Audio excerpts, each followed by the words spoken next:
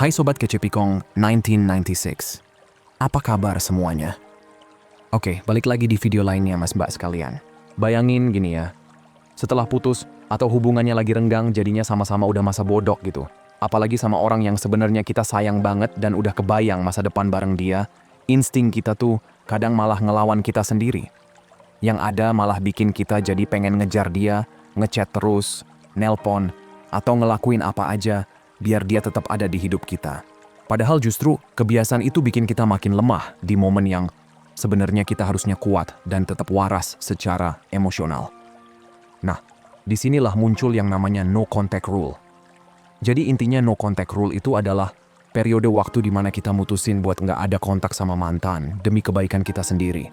Dan efeknya ada dua nih. Pertama, kita bisa mulai pulih tanpa harus ngorek-ngorek luka lama gara-gara masih komunikasi sama dia.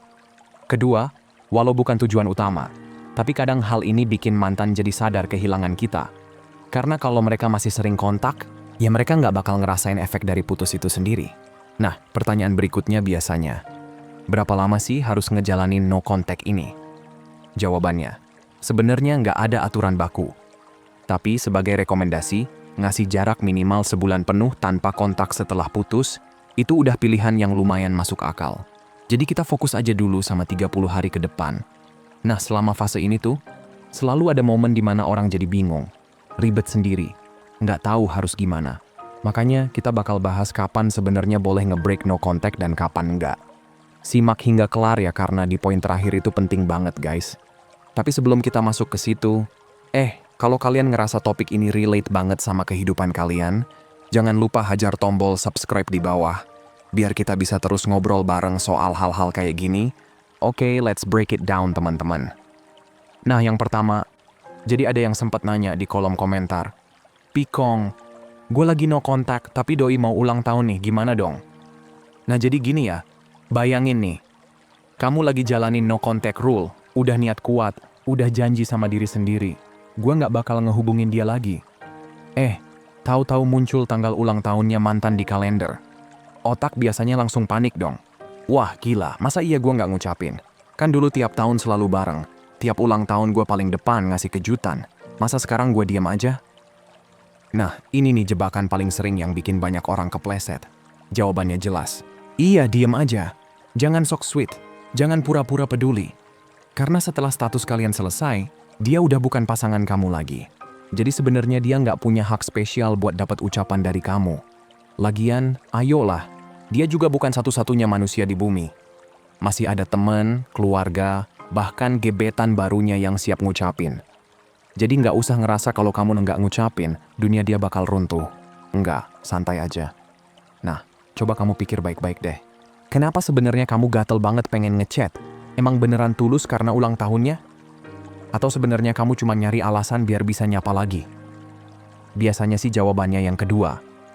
Kita sok pakai dalih, Pikong ucapan ulang tahun kan wajar. Padahal aslinya hati masih nggak rela dan pengen nyambung lagi. Dan disitulah racunnya. Karena sekali kamu kasih celah, sekali kamu kirim HBD ya Sumala, semoga panjang umur, yang ada malah kebuka pintu buat drama lama balik lagi. Proses healing kamu yang tadinya udah lumayan aman, tiba-tiba kereset gara-gara satu ucapan doang. Kayak lagi main game, udah level tinggi, malah ke-restart dari awal cuma karena pencet tombol yang salah. Kan nyebelin banget tuh. Makanya ingat, inti dari no contact rule itu biar mereka ngerasain kehilangan kamu. Dan kehilangan itu cuma bisa kerasa kalau kamu benar-benar nggak ada. Kamu jangan jadi bayangan yang masih nongol tiap ada momen spesial. Soalnya kalau tiap ulang tahun, tiap Natal, tiap Lebaran, tiap hari random kamu masih muncul ngucapin, kapan mereka sadar kalau kamu udah nggak ada? Yang ada mereka malah nyaman, kayak punya versi breakup palsu, di mana hubungan emang putus, tapi kamu tetap standby ngasih perhatian kayak dulu. Itu yang bikin mereka nggak pernah kangen, nggak pernah nyesel. Jadi sekarang, berhenti jadi reminder manis di hidup mereka. Kamu nggak lagi jadi orang spesial mereka, dan itu mah nggak apa-apa. Fokus aja balik ke diri sendiri, biar kamu makin kuat, makin kece, dan nggak kejebak jadi karakter figuran di cerita hidup orang lain. Oke, lanjut. Sekarang kita masuk di kemungkinan kedua yang juga lumayan bikin dilema. Gimana kalau mantan lagi ada masalah gede, tragedi, atau masa-masa susah? Harus tetap no contact atau boleh ngehubungin? Nah, ini tricky banget karena situasinya bisa beda-beda, tergantung seberapa dalam hubungan yang pernah ada. Misalnya nih, kamu cuma deket 2 bulan terus dia bilang, "Sorry, gue belum siap pacaran." Lalu tiba-tiba titiknya mati, nggak bisa hidup lagi. Nah, itu bukan urusan kamu lagi buat sok-sok ngasih pelukan lewat chat dan bilang, "Ikut berduka ya atas tititnya." Apalagi kalau sampai nawarin mau, gue coba hidupin nggak tititnya. Nggak perlu guys. Kenapa? Karena dalam hidup kamu, dia nggak sedalam itu. Dan yang lebih penting, dia juga udah jelas nolak buat punya hubungan serius sama kamu. Jadi jangan dijadiin alasan buat nyelonong balik. Itu sama aja bikin diri kamu kejebak lagi ke cerita lama yang udah kelar. Tapi beda ceritanya kalau kamu pernah pacaran lama, bertahun-tahun, dan hubungan itu emang dalam banget. Terus tiba-tiba ada tragedi gede, kayak kehilangan orang tua atau keluarga. Nah, di titik itu, ngasih kabar singkat buat nunjukin simpati itu masih wajar banget. Malah bentuk kemanusiaan juga. Karena jadi orang baik nggak harus berhenti cuma gara-gara status pacaran udah putus. Tapi jangan lupa juga, ada sisi lainnya. Kadang bukan mantan yang lagi susah, tapi justru kita sendiri. Kayak misalnya kamu lagi kehilangan orang atau lagi ada tragedi berat, terus tiba-tiba muncul keinginan buat ngehubungin mantan karena ngerasa dulu dia pernah jadi tempat kamu bersandar. Nah, sebelum kamu buru-buru ngechat, coba tanya dulu ke diri sendiri. Apakah ini bener-bener langkah sehat buat mental gue? Apa ini cuma bikin gue nyaman sesaat doang? Karena masalahnya gini, bisa jadi kamu dapat pelukan manis lewat kata-kata, tapi seminggu lagi, 2 minggu lagi, mereka tetap sama. Nggak ada niat balik ke hubungan lama. Jadi sebenarnya kamu cuma bikin luka lama kebuka lagi. Padahal kondisi kamu udah lagi sakit banget. Ibaratnya kayak kamu lagi jatuh, terus malah sengaja nambahin beban di pundak. Yang ada bukan makin ringan, malah makin sesek. Jadi hati-hati. Jangan buru-buru ngehubungin orang yang udah jelas nggak bisa jadi support system jangka panjang. Karena justru salah satu hal paling indah dari masa-masa kelam adalah munculnya support system baru yang nggak kita sangka-sangka. Orang-orang yang datang dan benar-benar hadir buat kita di saat kita lagi jatuh, itu kadang bisa jadi jauh lebih berarti daripada mantan yang cuma datang karena rasa kasihan atau nostalgia. Tapi kita nggak bakal pernah nemuin support system baru itu kalau tiap susah kita masih balik-balik ke orang lama. Jadi walaupun hati kamu gatel banget pengen reach out ke mantan, percayalah, pilihan terbaik adalah bangun kekuatan baru dari orang-orang yang beneran ada buat kamu ke depannya. Karena healing sejati itu nggak datang dari buka pintu lama, tapi dari berani ngebangun rumah baru bareng orang-orang yang tulus hadir di hidup kamu. Oke lanjut, sekarang masuk pada kemungkinan ketiga nih, yang biasanya bikin hati campur aduk banget. Gimana kalau kita dengar kabar kalau mantan ternyata kangen sama kita? Nah, ini tuh klasik banget. Biasanya ceritanya gini, kamu lagi nongkrong santai sama temen, terus tiba-tiba ada temen kamu, atau bahkan temennya mantan, yang nyeletuk kayak, sebenarnya dia tuh nggak baik-baik aja loh tanpa kamu. Katanya sih dia masih kangen. Nah loh, otak langsung muter, hati langsung goyang. Karena yang kepikiran langsung, wah, jangan-jangan dia emang masih sayang, cuman gengsi aja buat ngehubungin duluan. Kan gue tahu banget sifat dia, pride-nya tinggi. Jangan-jangan emang harus gue yang reach out dulu biar semuanya balik kayak dulu. Dan disitulah jebakannya bro. Karena ingat, yang kita dengar itu cuman hearsay alias kabar burung. Itu bukan fakta. Itu cuma cerita yang dilempar sama orang lain. Yang entah niatnya baik atau cuma sekadar pengen bikin drama. Tapi seringnya, kita malah langsung baper dan nganggep itu sebagai sinyal buat buka komunikasi lagi. Padahal realitanya, mantan kamu nggak ngapa-ngapain kok. Mereka nggak ngehubungin kamu, nggak bilang langsung kalau mereka kangen, apalagi ngajak balikan. Jadi yang bikin ribet tuh sebenarnya pikiran kamu sendiri, yang nyambung-nyambungin cerita itu sama harapan kamu. Kayak di film pengadilan gitu loh, kalau ada saksi ngomong. Katanya si A bilang gini, hakim bakal langsung bilang, keberatan, mana buktinya? Karena kabar burung nggak bisa dijadiin bukti sah. Sama aja kayak kondisi kamu sekarang, kabar kangen itu nggak bisa jadi dasar buat kamu nge-break no contact. Jadi gini, kalau ada temen datang bilang, dia kangen kamu tuh. Coba bayangin kamu lagi duduk di coffee shop, terus kamu ngehantem meja sambil teriak, objection. Itu cuma gosip. Karena yang benar-benar penting itu bukan omongan orang, tapi tindakan nyata dari mantan kamu. Apakah dia benar-benar ngehubungin kamu? Apakah dia ngaku langsung kalau nyesel dan pengen balik? Apakah ada perubahan nyata yang ditunjukin? Kalau nggak ada, ya udah jangan terbuai sama cerita orang. Ingat, no contact itu bukan sekadar soal diem-dieman, tapi soal ngejaga diri biar nggak kebawa balik ke lingkaran lama gara-gara kabar yang belum tentu bener. Jadi kalau mantan nggak ngapa-ngapain, jangan kamu yang sibuk bikin alasan buat ngasih jalan balik. Nah lanjut ya, yang keempat. Bayangin nih, kamu lagi adem ayem ngejalanin no contact rule. Tiba-tiba nggak sengaja ketemu mantan. Anjir, itu rasanya kayak ketemu begal di siang bolong. Jantung langsung jedak-jeduk, perut mules, keringet dingin, dan otak auto bilang, gue harus kelihatan kece, jangan sampai kelihatan ngenes. Tapi kenyataannya, di momen itu kita malah sering kagok, ngomong belepotan, atau senyum kaku kayak manekin di toko baju. Dan abis ketemu, bukannya lega, malah pulang dengan kepala penuh tanya. Tadi gue harusnya gimana ya? Apa gue harus ngechat dia sekarang? Nah, jawabannya simple. Kalau dia nggak mulai duluan, jangan kamu yang sotoy ngehubungin. Ingat, dia yang duluan bilang nggak mau bareng kamu lagi. Jadi kenapa kamu yang harus tiba-tiba kasih jalan tol buat dia balik? Tapi, gimana kalau abis ketemu dia yang gercep ngehubungin? Misalnya tiba-tiba masuk chat. Seneng banget ketemu tadi. Kamu kelihatan makin kece, gua kangen, kapan-kapan nongkrong lagi yuk.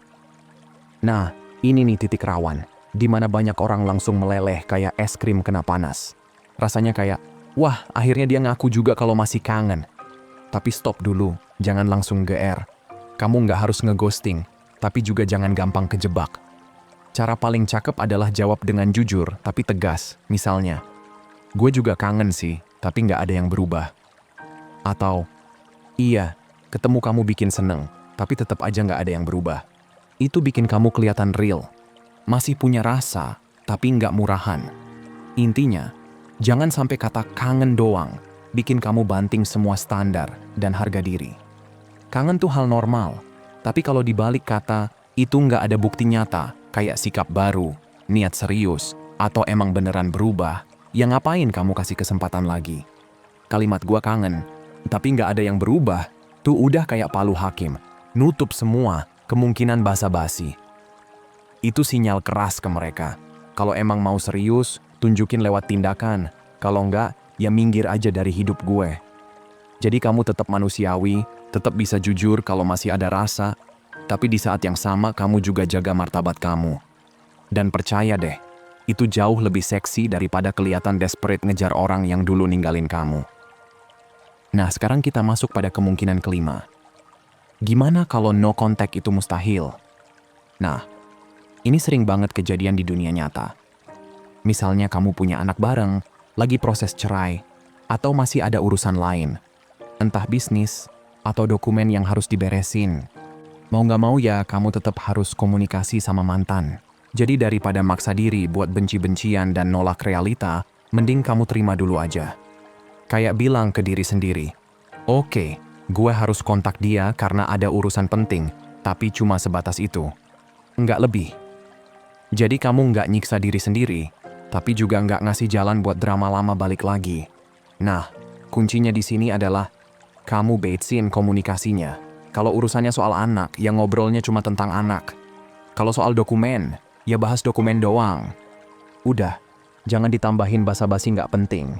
Kamu nggak perlu sok akrab, nggak perlu ngobrol ngalor ngidul kayak dulu, apalagi curhat-curhatan. Kamu bisa tetap sopan, tetap ramah, tapi langsung ke inti. Ngomong seperlunya, abis itu selesai. Ibarat kamu lagi datang ke minimarket, ambil barang yang kamu perlu, bayar, terus cabut. Simple, singkat, jelas, nggak pakai drama. Selain itu, kamu juga bisa ngasih tahu ke teman atau keluarga biar nggak usah bahas-bahas mantan lagi. Bilang aja, gue emang masih harus urusan sama dia karena ada hal penting, tapi di luar itu gue nggak mau mikirin dia lagi. Dengan begitu, pikiran kamu jadi lebih lega karena nggak terus-terusan dipaksa inget dia. Fokus kamu bisa pindah ke hal-hal baru yang lebih bikin hidup kamu berkembang. Jadi walaupun no contact full nggak mungkin, kamu tetap bisa bikin versi sehatnya. Komunikasi seperlunya aja, selebihnya energi kamu dipakai buat bangun hidup kamu sendiri. Itu yang bikin kamu makin kuat, makin move on, dan nggak kebawa balik ke masa lalu. Nah sekarang kita masuk pada kemungkinan keenam. Gimana kalau mantan tiba-tiba ngehubungin kamu duluan? Nah ini nih yang paling sering banget kejadian pas lagi no contact. Lagi niat banget jaga jarak, tahu-tahu ada notif WA atau DM masuk ternyata dari dia. Otomatis hati langsung campur aduk kan? Ada rasa seneng karena ternyata dia masih mikirin kamu, tapi di sisi lain bingung harus respon atau enggak. Dan jujur aja, godaannya gede banget buat bales karena rasanya kayak dapat validasi. Tapi di sini kamu harus ingat, cuman karena dia bilang gua kangen atau gua lagi mikirin kamu, itu bukan berarti dia udah berubah pikiran dan mau balikan. Jangan salah kaprah, ucapan manis kayak gitu belum cukup bukti kalau posisinya benar-benar udah beda. Makanya, kalau situasinya kayak gitu, kamu boleh aja jujur bilang, ya gue juga kangen, tapi faktanya nggak ada yang berubah. Jadi kamu tetap manusiawi, nggak sok cuek, tapi juga tetap tegas sama standar diri kamu. Nah masalahnya, ada mantan yang nggak berhenti sampai situ.